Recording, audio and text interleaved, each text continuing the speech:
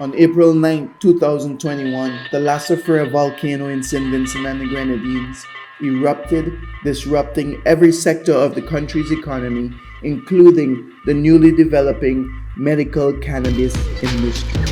COVID, everything went real slow. Everything went very bad with COVID, Then now you see the volcano comes, all the weed them have done get destroyed now. For the last years now since the amnesty introduced, you have a lot of ups and downs too, And it is much better than in the early days of planting marijuana and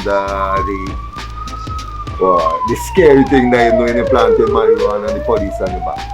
The country, which recently passed the medical cannabis industry laws, pinned much of its hope on the participation of small cultivators whose primary source of livelihood has been the cultivation of cannabis. The growers accepted the challenge and decided to partake in the process. We always have the mind that the distance is more secure than around the villages.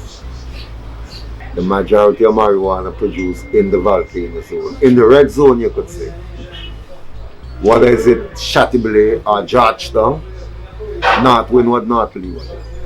Last year, me go and me do a thing, make a piece of weed. But this year, this year, me go back in it and start. But me see me getting bigger. But bigger now, I suffer come bigger. You have to move. You have to come out to Chateaubriand. My man, it was terrible. I have some dogs. And when I see the dogs, them run and come on a bed and squinch up under me and start to bawl and tremble. I say, boy, this is it. What the professor said, this thing getting nasty. Such piece of weed we plant in February. I lost over $1 million. It's real horrible. It's real horrendous, let me put it that way. It's like a war zone. It's like being on Mars, I would say. Everything for me has been wiped out except the buildings. And at the moment, they are going as well. Because the amount of ash that dropped in Chateaubriand are throughout St Vincent. We are in a state of crisis. First came the COVID.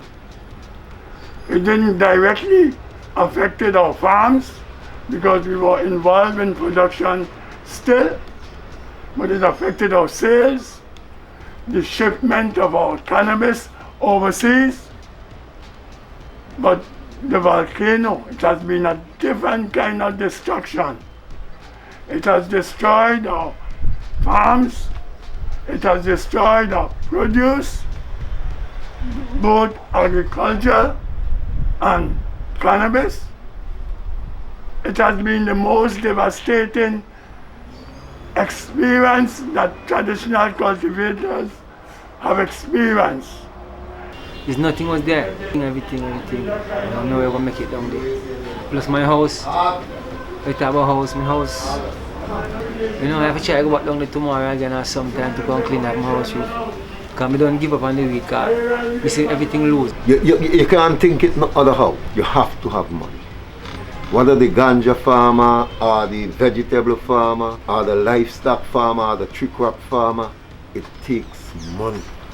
And I need help with manure, seeds, Well, ganja man go help to set up themselves and things. And especially right now, that come make a setback. Because man don't really know how long this thing go on for. Grass are broken. Grass have lost almost everything. So grass are looking now at the future to get some sort of recovery assistance.